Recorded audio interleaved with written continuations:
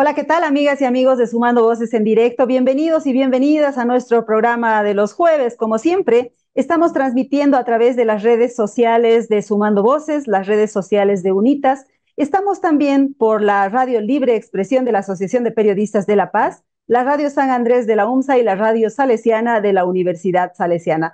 Bueno, como ustedes saben, hoy es día de bloqueos en la ciudad de La Paz, un día de incendios en los bosques y de lucha política en Venezuela. De este último tema queremos ocuparnos en este programa porque, como todos sabemos, Nicolás Maduro ha sido declarado nuevamente ganador de las elecciones, pero con denuncias de fraude que vienen de parte de la OEA, del Centro Carter y también, por supuesto, de parte de la oposición. Maduro es presidente desde el año 2013, es decir, ya va 10 años.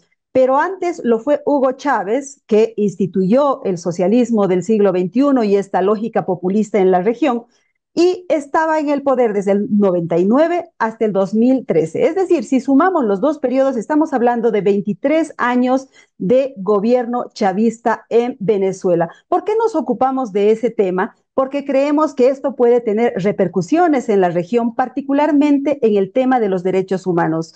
Hay una influencia de parte de Maduro, del chavismo, en los derechos humanos en Bolivia, en Nicaragua y en otros países. Esa es la pregunta que vamos a tratar de responder en el programa de hoy. Pero antes de dar la bienvenida a nuestros invitados, quiero pedirle a Jenny Escalante que nos presente el resumen de noticias de nuestro portal sumandovoces.com.bo. ¿Qué tal, amigos y amigas de Sumando Voces? Arrancamos con el resumen de las noticias más importantes de la semana publicadas en nuestro portal web www.sumandovoces.com.bo.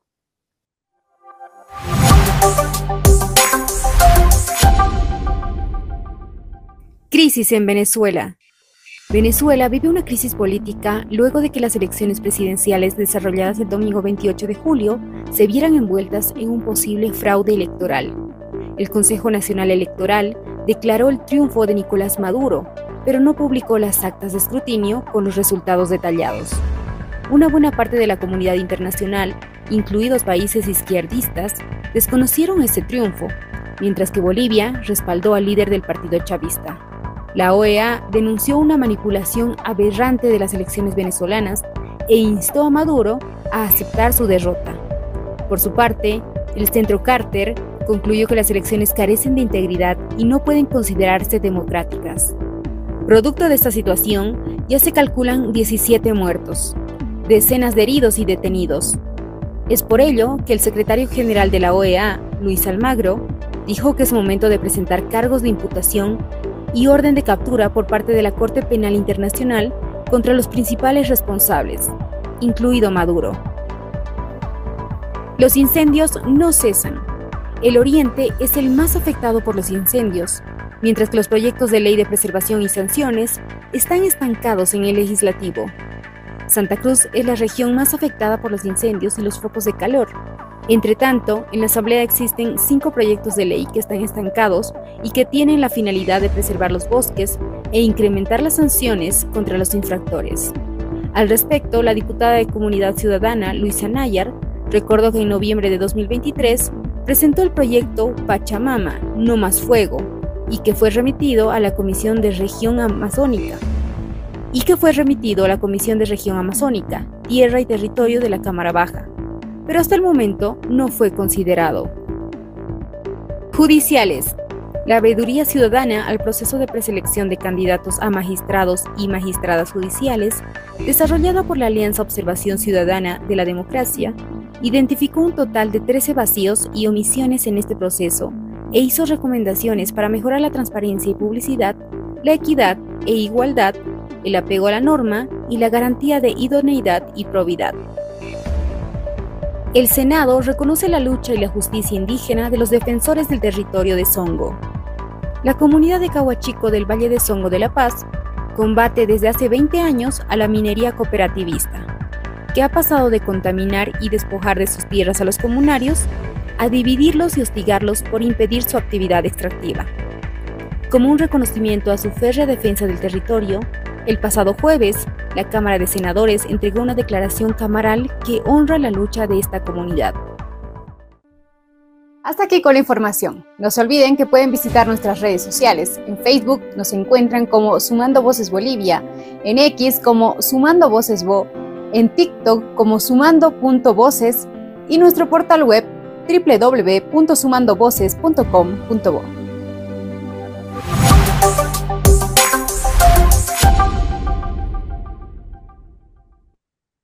Gracias, Jenny, por ese resumen de noticias. Ahora sí quiero dar la bienvenida a nuestros invitados especiales. En primera instancia, quiero saludar a Débora Van Berkel. Ella es activista social y defensora de derechos humanos en Venezuela. Mi saludo y solidaridad, por supuesto, por aquello que está sucediendo en Venezuela. Débora. Muchísimas gracias por este espacio, por la solidaridad de ustedes y de Sumando Voces para el pueblo venezolano en un momento de mucha dificultad, de mucha exigencia de justamente esa mirada de la región y de nuestros hermanos latinoamericanos a lo que está pasando en nuestro país. También damos la bienvenida a Óscar René Vargas. Él es sociólogo nicaragüense y como muchos otros luchadores por la democracia y los derechos humanos, está exiliado. Él vive en Costa Rica. Bienvenido, Óscar René. Muchas gracias, mucho gusto. Y por supuesto también damos la bienvenida a una luchadora boliviana. Se trata de Gisela Derpic. Ella es abogada y autora del libro Cuba, no hay derecho. Adelante, Gisela. Muchas gracias por esta invitación. Abrazo a la distancia a quienes comparten con nosotros el programa y quedo a la disposición tuya, querida Mary, para iniciar el diálogo. Muy bien, empezamos hablando de Venezuela, como es natural, porque es el tema que nos ha traído y nos ha convocado hoy día. Quiero invitarles a ver un par de láminas que tienen un pequeño resumen. Por supuesto, no hay lámina que resuma todo lo que allá está pasando, pero algo vamos a intentar hacer. Derechos Humanos en Venezuela, el Foro Penal ha denunciado que al menos 11 civiles han muerto producto de la represión a las protestas postelectorales, es decir, entre el domingo y este miércoles. La misión de expertos de la ONU, la misión internacional independiente de la ONU, ha expresado su profunda preocupación ante la reciente escalada de violencia y las violaciones a los derechos humanos en Venezuela. Pero ¿qué pasó antes? ¿Qué pasó antes de estas elecciones? Ha habido un éxodo, como todos sabemos, los vemos a los venezolanos en nuestras ciudades. Cerca de 7.1 millones de venezolanos se fueron del país, una de las mayores crisis migratorias del mundo. Detenidos, unos 875 de los 15.770 civiles que fueron detenidos en forma arbitraria entre el 2014 y el 2022, fueron procesados en tribunales militares. Asesinatos y ejecuciones. Entre 2016 y 2019, las fuerzas de seguridad invocaron resistencia a la autoridad en más de 19.000 asesinatos. Las pruebas indican que muchos fueron ejecuciones extrajudiciales, según el reporte 2023 de Human Rights Watch. Con esas láminas le doy la bienvenida a Débora y quiero preguntarle cuál es la situación en Venezuela ahora. Cuéntanos un poco cómo están viviendo ustedes estos momentos, en qué ciudad te encuentras, cuéntanos un poquito. Bueno, Venezuela está atravesando uno de sus momentos más difíciles en su historia republicana. En estos momentos, días posteriores a las elecciones del domingo 28, la población se encuentra en condiciones de mucha vulnerabilidad, porque luego de desconocer los resultados, el propio gobierno y el Consejo Nacional Electoral, al no dar las actas realmente del proceso y dar como ganador a Maduro, al presidente Maduro, sin las pruebas.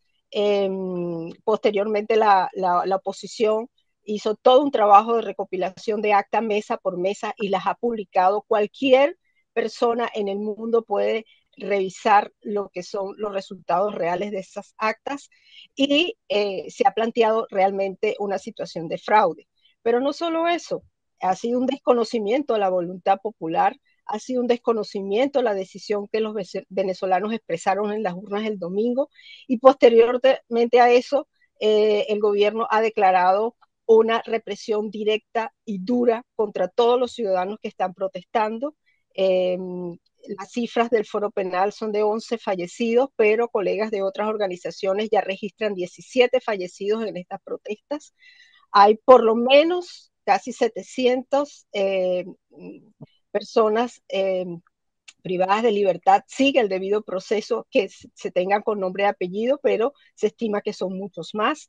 Y algo muy grave es que el propio gobierno ha abierto una app, una plataforma internet para que sus seguidores de base en las comunidades denuncien a las personas que han sido testigos o que están protestando, de manera que esa represión sea directa y vaya casa por casa para arrestar o hacer desapariciones forzadas de personas que han estado defendiendo sus derechos en el proceso electoral. Esto es muy grave porque el nivel de persecución llega a unos niveles que no habíamos visto en el país. Esta es una violación de derechos humanos y ya los latinoamericanos han visto cómo esa vulneración de derechos previo a las elecciones ha generado esa ola migratoria. No solo los derechos económicos, sociales, culturales, sino también los derechos políticos, el derecho al disenso, el derecho a la libre expresión, el derecho a la participación política. Y esta situación se agrava día a día, por lo que, digamos, hay la necesidad de una gran solidaridad y apoyo de la comunidad internacional para que haya una presión que no permita que los actores que están en el poder puedan cristalizar su objetivo de seguir ejerciendo ese poder sin ningún tipo de libertad para los venezolanos. Evidentemente entramos en una etapa de dictadura.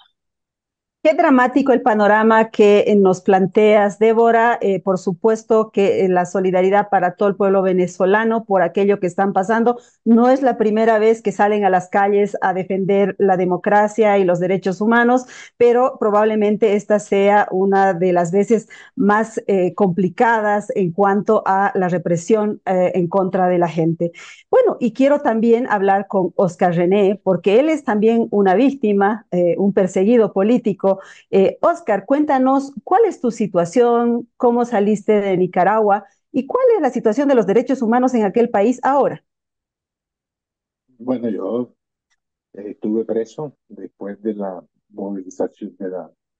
movilizaciones sociales del 2018. Eh, salí en febrero del 2023, que fuimos expulsados hacia los Estados Unidos, desnacionalizados, nos quitaron la nacionalidad, nos borraron de las listas oficiales. Es decir, yo no existo en Nicaragua, nunca he existido, no soy, soy apátrida, pues, en ese sentido. Eh, Fui expulsado hacia los Estados Unidos y, bueno, de los Estados Unidos regresé, me vine para Costa Rica y aquí estoy en el exilio. Pues este es mi segundo exilio. Mi primer exilio lo hice, me sucedió en la época de los Somoza, de la dictadura de los Somoza, y ahora en la dictadura de Ortega Murillo. Bueno, la situación en Nicaragua es lo que la compañera de Venezuela acaba de describir, lo que se ha vivido en Nicaragua desde el 2018 a la fecha, pues, ¿no? Es decir, reprimir, eh, echar preso a lo que se puede echar preso, asesinan, eh, no hay en Nicaragua hay una represión permanente desde hace 6 años, eh, persiguen a la iglesia, todos los organismos de los derechos humanos son prohibidos, todas las organizaciones de la sociedad civil igual han sido suprimidas, alrededor de más de 3.600 organizaciones de la organización civil. La iglesia calcula que un 23% de los sacerdotes han sido expulsados del país o han sido eh, eh, puestos a la cárcel. Eh, la, la sociedad nicaragüense vive permanentemente en una represión y, bueno, la lucha es difícil. Eh, Creo que uno de los problemas mayores que eh, para Nicaragua hay un efecto importante que para Nicaragua lo que está pasando en Venezuela, ¿no? Si en Venezuela la dictadura de Maduro se logra sobrevivir a esta crisis, evidentemente que tiene un efecto negativo en la posibilidad de que en Nicaragua también se presente una alternativa a la dictadura de Ortega Murillo. Ahora, la experiencia de Nicaragua es que la comunidad internacional, la OEA, no tiene la fuerza suficiente para hacer cambiar la correlación de fuerzas internas. Esa es la experiencia que hemos vivido. Y también nunca se logró que se expulsara a Nicaragua de la OEA, etcétera, etcétera. Y todas las resoluciones nunca, es decir, a Nicaragua eh, no sé cuántas resoluciones han sacado desde el 2018 a la fecha sobre el caso de Nicaragua y no han tenido ningún efecto. Por eso es que yo creo que el tema de la OEA no es no pasa, la solución en Venezuela no pasa por la OEA. Ujú. Esa es la experiencia que tenemos en Nicaragua. Vamos a volver sobre ese tema luego para ver cuál es la efectividad de los organismos internacionales con sus pronunciamientos que son frecuentes, pero que no logran cambiar la situación. A propósito de Nicaragua, quiero mostrarles una lámina que hemos preparado para graficar un poco lo que nos acaba de contar en carne propia Oscar René, ¿verdad? Derechos humanos en Nicaragua. A raíz de las protestas del 2018, que es lo que nos comentaba, 355 personas han muerto, o sea, han sido asesinadas, sería más de 2.000 personas heridas y más de 2.000 detenidos arbitrariamente por efecto de la represión estatal. Desde 2018, además, tal como nos comentaba Oscar René, más de 3.500 ONGs o fundaciones u organizaciones de la sociedad civil han cerrado por presión, acoso y persecución del régimen de Daniel Ortega. Y en febrero de 2023, es decir, el año pasado, 222 personas, todos presos políticos, entre ellos Oscar René, han sido puestos en un avión y expulsados de Nicaragua rumbo a Estados Unidos, aunque en el caso de nuestro invitado, él ha regresado a la región, a Costa Rica, para llevar su exilio en ese país. Pero obviamente les han quitado nacionalidad, bienes, los han hecho desaparecer del mapa. Él decía, somos apátridas, ¿no? Porque les han quitado lo más sagrado que puede tener un ciudadano, que es su patria. ¿No? Bueno, ahora quiero pasarle la palabra a Gisela Derpic para que nos cuente cuál es la situación en Bolivia. ¿Existen alertas en sentido de que también se están produciendo violaciones a los derechos humanos en la misma línea de lo que nos cuentan Débora y Oscar René?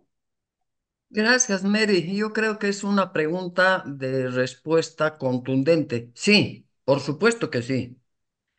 Lo que está sucediendo es que nos estamos acostumbrando a solamente considerar y reaccionar situaciones de extrema gravedad, como es el caso de la crisis electoral en Venezuela o los sucesos del año pasado en Nicaragua, y estamos perdiendo de vista un largo camino de vulneración de derechos humanos en el marco de la más absoluta impunidad en nuestros países, incluyendo el caso de Bolivia. En Bolivia hoy día tenemos 278 presos políticos.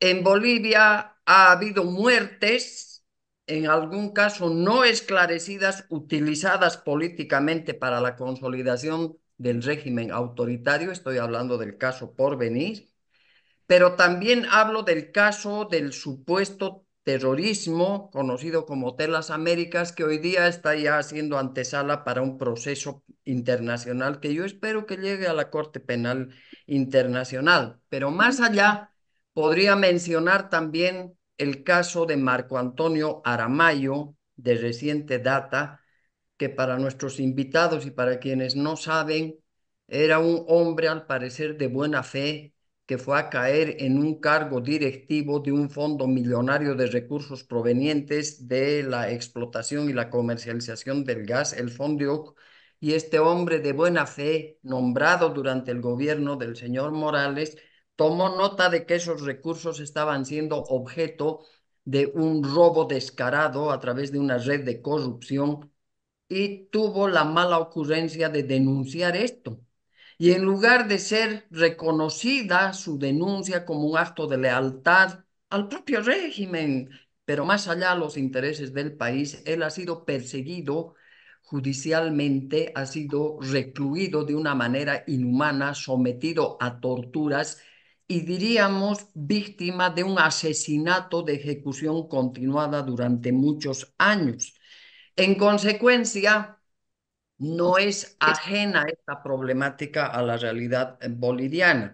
Yo cerraría esta parte haciendo recuerdo de que en el mes de abril, gente de Bolivia fue invitada a la reunión del Acuerdo de Comercio de los Pueblos del ALBA en Caracas y uno de los invitados, Félix Santos, a su retorno, contó a través de una entrevista a Nicolás Sanabria que en aquella ocasión habían reunido a toda la gente de muchísimos países del mundo, los habían puesto a mirar unos discursos de los difuntos Fidel Castro y Hugo Chávez, y al final de esto el señor Maduro les dijo: ¿qué está pasando en países como Bolivia que todavía no están aplicando el modelo que nuestros líderes Castro y Chávez nos han dicho a través de estos discursos? ¿Cuándo van a decidirse ustedes también, los bolivianos, a liberarse como se ha liberado Venezuela y Nicaragua? Entonces ya sabemos qué quiere decir liberarse en la jerga de este individuo y sabemos qué es lo que puede esperarnos en Bolivia si es que las cosas continúan como están.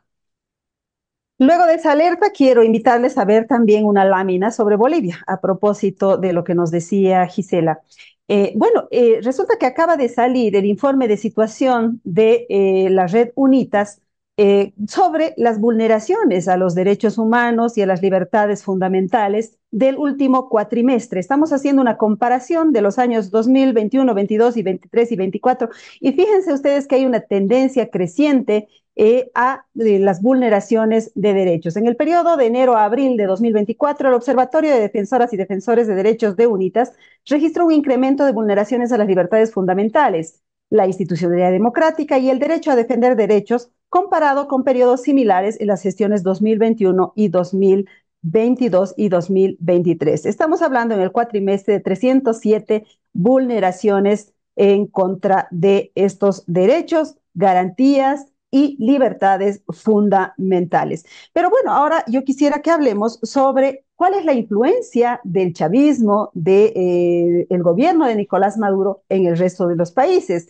Gisela nos daba una pauta muy importante respecto a este discurso dado en el marco del ALBA, pero a ver, quisiera preguntarle primero a Débora, ¿cuál es la percepción que ustedes tienen respecto a la exportación de este modelo, de esta forma de hacer política? Adelante, Débora.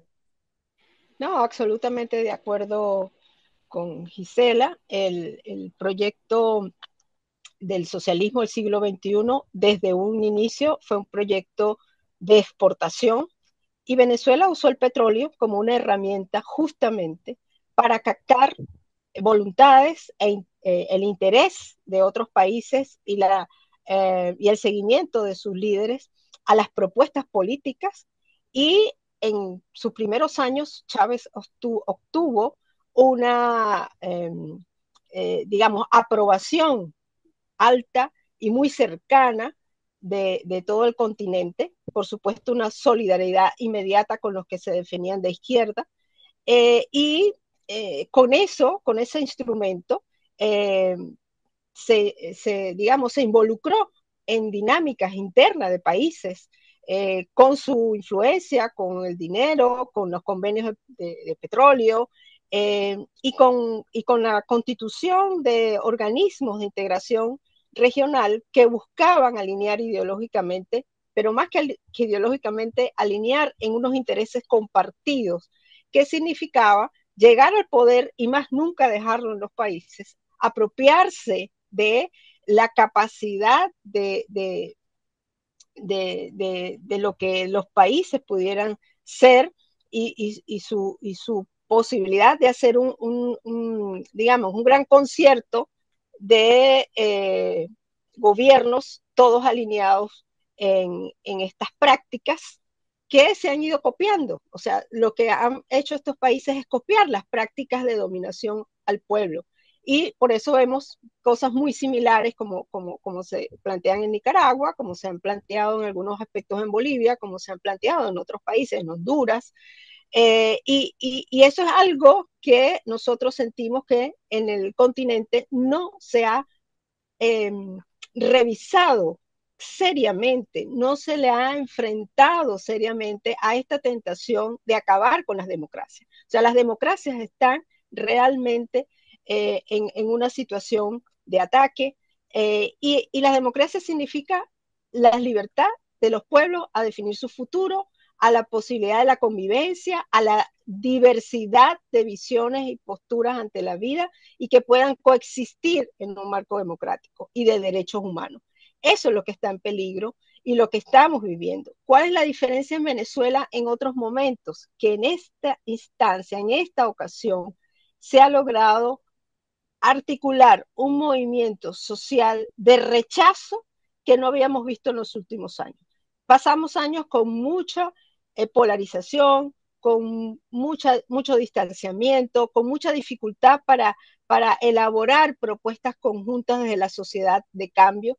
Y en los dos últimos años, en el último año, se gestó una dinámica social de cambio que se ha hecho. Débora, hemos tenido un problema con tu audio. No te estamos escuchando, Débora. Si es Estado que en contra de ahora eso. sí. Sí, Débora, muchas gracias. En la última parte hemos tenido un problema de audio, pero luego vamos a retomar contigo. Quería preguntarle a Oscar René si esta receta se ha aplicado en Nicaragua o dónde reside el poder de la pareja Ortega Murillo.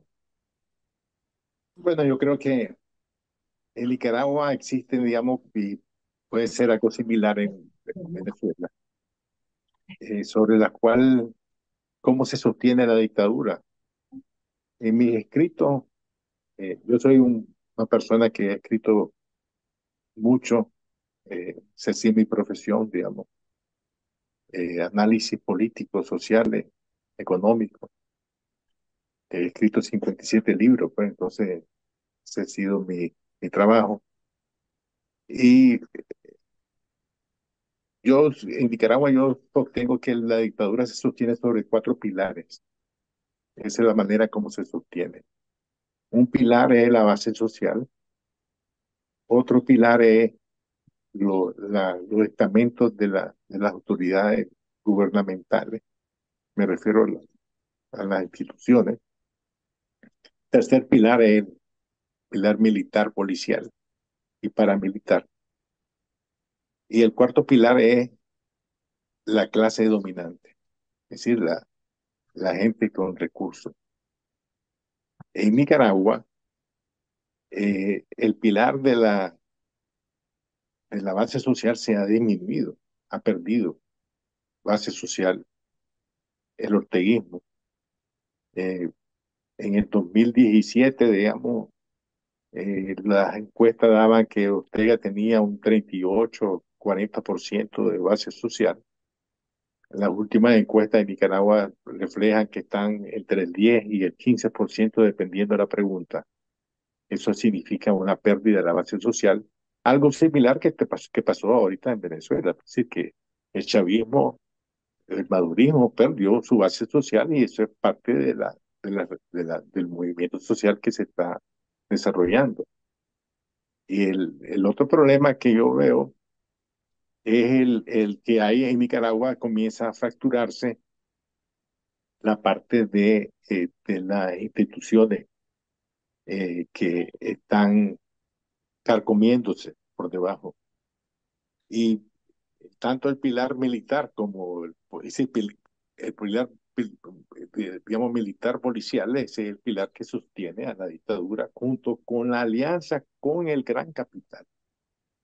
En Nicaragua, el gran capital está aliado con Ortega. Es decir, no sé si el caso de Venezuela sea algo similar. Y mi experiencia o la experiencia que nosotros vivimos es que el movimiento social de los 2018 no logró fracturó la base social, es decir, un pilar, pero no logró fracturar las instituciones ni al gran capital porque no hubo una huelga general y no hubo un liderazgo. En el caso de Venezuela, yo veo que hay un liderazgo unitario muy importante y ese es un punto a favor del movimiento político social. En Nicaragua no hay un movimiento unitario, quieren mantener la división entre derecha e izquierda, cuando el problema es entre democracia y dictadura. Dichosamente yo veo que en el caso de Venezuela, eh, la, el movimiento político-social está alrededor de la señora Corina Machado y que incluso hasta el Partido Comunista Venezolano se pronunció en contra de la dictadura. Entonces, eh, lo que yo no veo, como partiendo de la experiencia nicaragüense, son la manera como fracturar los otros pilares de la dictadura venezolana, ¿ya? Es decir, el pilar del movimiento social ya se quebró. Y eso se reflejó en el voto popular. El pilar del ejército no lo veo fracturado. Hay, hubo algunas declaraciones de alguna gente, pero no lo veo fracturado. Cuando me refiero al ejército, me refiero también incluso a los paramilitares, ¿no? Que actúan, la gente que actúa, es decir, los sicarios, pues, no sé cómo le llaman en Venezuela. Eh, Milicias, grupos armados, ¿no? por eso mismo, pero son grupos, las milicias sería algo legal, estos son grupos ilegales, nosotros le llamamos paramilitares o para policiales. Eh, entonces, ese es uno de los pilares que no veo que se está fracturando. No he visto ningún pronunciamiento de la empresa privada alrededor de eso.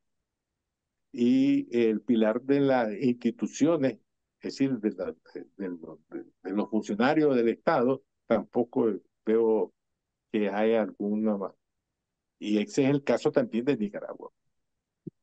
Y bueno, ¿qué Entonces, pasa? Sí, está bien. Oscar, luego volvemos contigo con el tema internacional. Quería preguntarle a Gisela, ¿cuál es la situación de Bolivia, tomando en cuenta que aquí tenemos un gobierno elegido en las urnas, 55% de los votos, en fin, ¿no? Lo que pasa es que en el caso de Venezuela y de Nicaragua se cuestiona la legitimidad de esos gobiernos, pero en el caso de Bolivia también, digo, y por otro lado, ya que tocamos el tema Bolivia, resulta que Arce en Sudamérica es el único que se pronuncia para apoyar abiertamente a Maduro, ¿no? ¿Cómo deja eso al resto del país? Es decir, esa posición de apoyo al gobierno de Maduro es generalizada, solamente representa al gobierno. ¿Qué nos puedes decir al respecto? Bueno, yo empezaría poniendo signos de interrogación sobre el 55% que has mencionado. Mire, quienes seguimos la dinámica de la política en Bolivia ya por un mal hábito, quién sabe que nos va a durar hasta el último día de la vida, sabemos los cuestionamientos que hay a este sistema electoral porque vale la pena decir, primero, democracia no se reduce a un sistema electoral, pero sí implica un sistema electoral que sea legal, justo, transparente, seguro e imparcial donde un voto valga lo mismo que el otro voto. Y sabemos que en Bolivia todo eso ha sido fracturado. Hay un padrón electoral viciado. Se sabe que el 2009 gente de Venezuela llegó a adulterar el padrón electoral de Bolivia y que se tiene más o menos 1,5 millones de votantes que nadie sabe dónde están en pueblos que tampoco nadie sabe dónde existen. En consecuencia, yo pongo dudas sobre esto de la veracidad de los datos electorales de Bolivia. Ahora bien, lo que estamos poniendo sobre la mesa a través del testimonio de Débora, de Oscar y el nuestro, el de los bolivianos, es que nuestros casos están irremediablemente unidos. Pero no estamos mencionando a unos actores que forman parte de las razones que explican esa unidad. Y la más cercana se llama Cuba.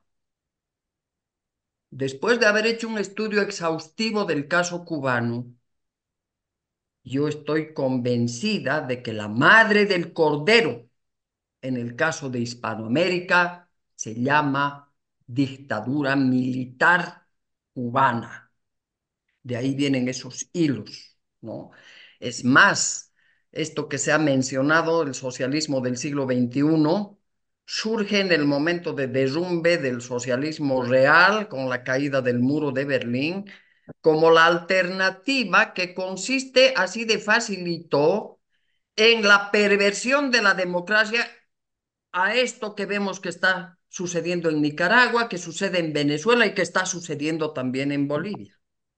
Por lo tanto, ahí hay un actor y habría que pensar en la posibilidad que Sumando Voces haga contacto con alguna gente que desde el exilio cubano pueda también decir su palabra. Pero no se queda ahí. ¿Por qué en nuestros países hay tantos chinos? Hay empresas chinas. En este momento en Venezuela están fraguando actas chinos. ¿Por qué hay tantos rusos? ¿Por qué hay iraníes? Porque resulta que este mundo en el que nos está tocando vivir, y como decía bien Oscar, ya no se divide, ya no muestra un conflicto entre capitalismo, socialismo, entre derecha e izquierda, como en el siglo XX.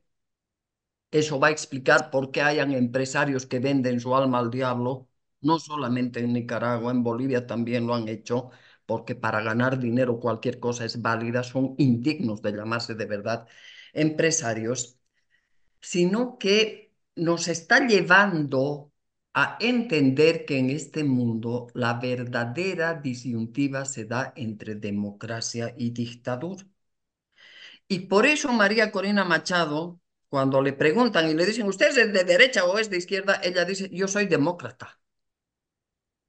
Y tendríamos que hacer un esfuerzo por entender que estamos sufriendo las consecuencias de un mundo en el cual está enfrentada la democracia como estrategia con el totalitarismo como otra estrategia, cuya arremetida ha quedado en evidencia en esa votación en la Organización de Estados Americanos, sobre lo que después probablemente podemos hablar. Hemos quedado con la boca abierta al ver cuánto habían avanzado los totalitarios, nada más y nada menos que en esa organización internacional. Se trata entonces de un asunto geopolítico. La madre de este modelo está en Cuba. Son las cosas que nos está diciendo Gisela Derpic a raíz de lo que consultábamos de la influencia chavista, de Maduro, en fin, en el resto de la región. No se trata solo de Venezuela, sino que esto va mucho más allá. Y a propósito, tenemos una pregunta que nos llega a través de las redes sociales. Gloria Landaeta dice, es claro que la heroica lucha del pueblo venezolano no podrá doblar la mano a la narcotiranía y se necesita urgentemente un contundente respaldo internacional.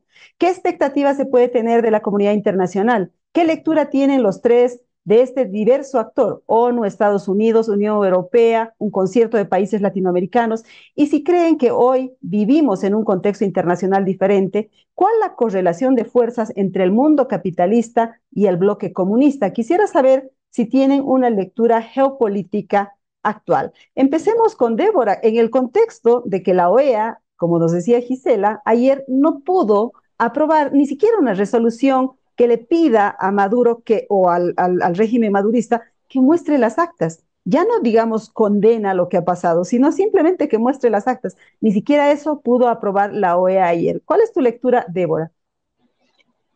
No, yo suscribo mucho lo que ha dicho Gisela. Nosotros estamos enfrentando una gran batalla global entre autoritarismo y democracia. Estamos siendo peones de esa pelea. Y en nuestra región se traduce en las circunstancias que estamos viviendo, los países que estamos aquí y otros más. Y una de las tareas de este proyecto ya más global de dominación es aniquilar las instancias de integración regional y las instancias que puedan ser freno y que puedan crear barreras para los avances autoritarios. Eso es lo que vimos ayer en la OEA. Las mismas declaraciones, por ejemplo, el presidente Petro diciendo que esa resolución era irrelevante y que por eso no importaba no apoyarla, porque ellos están en otro proceso de negociación con el régimen.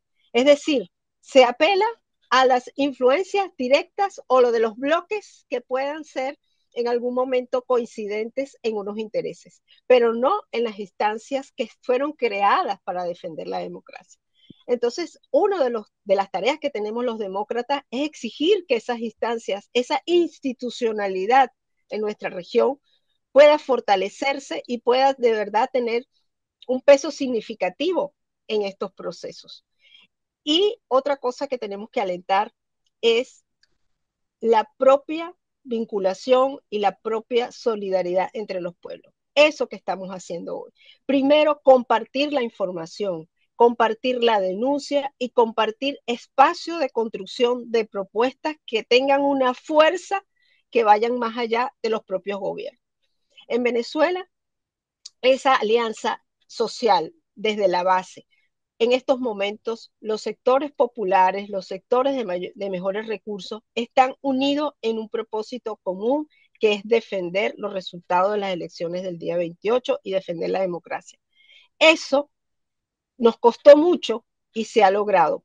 Como dice Oscar, no es suficiente, tiene que ir acompañado de otros elementos, pero sin ese no es posible incidir para que eso cambie. O sea, esa unión de los militares, y ya no hablamos de una unión cívico-militar, sino de un gobierno militar, hay que enfrentarlo con contundencia desde la articulación de toda la base de la sociedad y la articulación con nuestros pares en América Latina.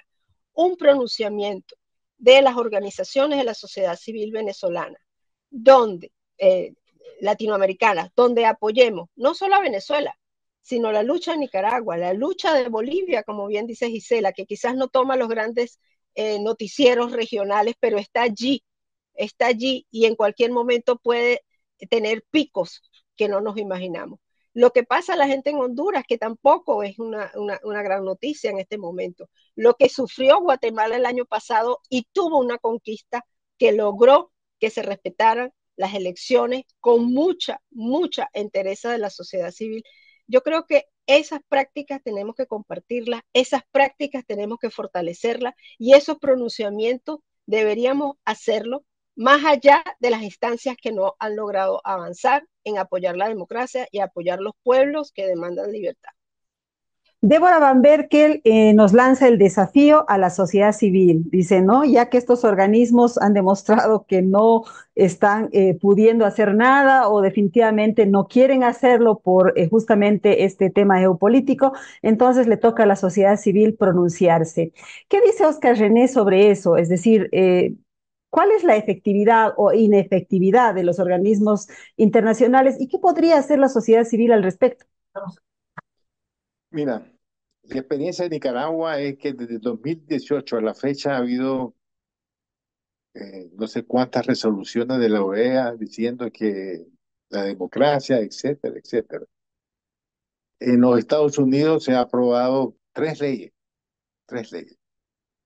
Una que se llama NICA Act, que es una ley específica sobre Nicaragua, que implicaba que el gobierno de los Estados Unidos tenía que exigir del gobierno de Nicaragua toda una serie de requisitos. Otra ley que se llama Renacer, etcétera. Todas estas leyes, nunca las resoluciones que se aprobaron en el Congreso bipartidista, nunca la aplicó el gobierno, el Poder Ejecutivo. Nunca. Ahí tuvieron las leyes hasta que se vencieron, ¿ya? De su término. Es decir, lo que pasa es que hay intereses de los grupos económicos en los Estados Unidos que también hacen lobby en la Cámara de Representantes y en el Senado norteamericano para que esas leyes, esas sanciones no sean efectivas. Y lo reciente vemos que vimos en el caso de Venezuela, ¿no? Es decir, que el lobby petrolero es el que impuso que la política del señor Biden cambiara en relación a Venezuela. Y vemos, entonces, lo mismo pasa con la Unión Europea. La Unión Europea también ha sacado, en el caso de Nicaragua, no sé cuántas resoluciones, muchas, pues, 3, 4, 5, ya no me acuerdo cuántas, pero a la concreta no tienen, siguen comerciando, no ha habido ninguna, es decir, los préstamos internacionales continúan, de los organismos internacionales no, no hay nada efectivo. Entonces, la experiencia nicaragüense nos dice que esas sanciones y esas resoluciones pasan todos los días, pero no tienen ningún efecto concreto en la correlación de fuerza al interior del país.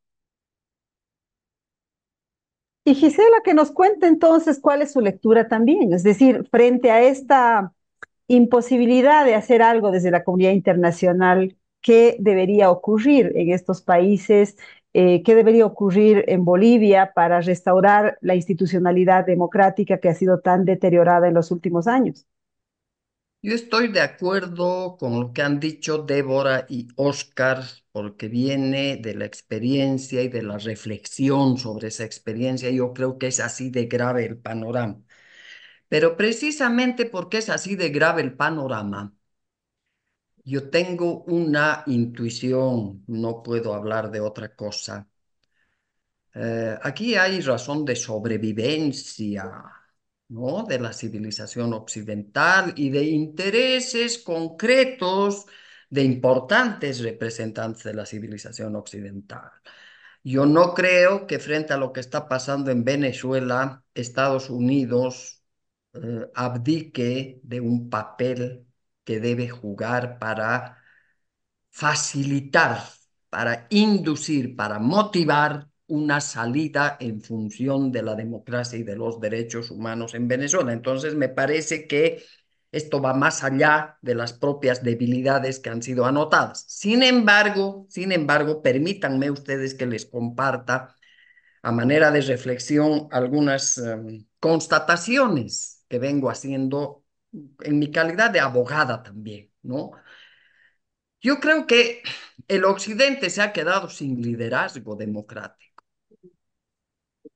Estados Unidos nos muestra una triste imagen en vísperas de sus elecciones y hay que decirlo, porque nos pone ahí como candidatos a dos personas de edad avanzada, una que ha tenido que dejar la candidatura por las razones por todos conocidas, que improvisa una sucesión a favor de alguien que más parece haber sido elegido por el sexo que tiene y por el color de su piel, que no son precisamente garantías de calidad política ni conducción, nada más y nada menos que de esa potencia.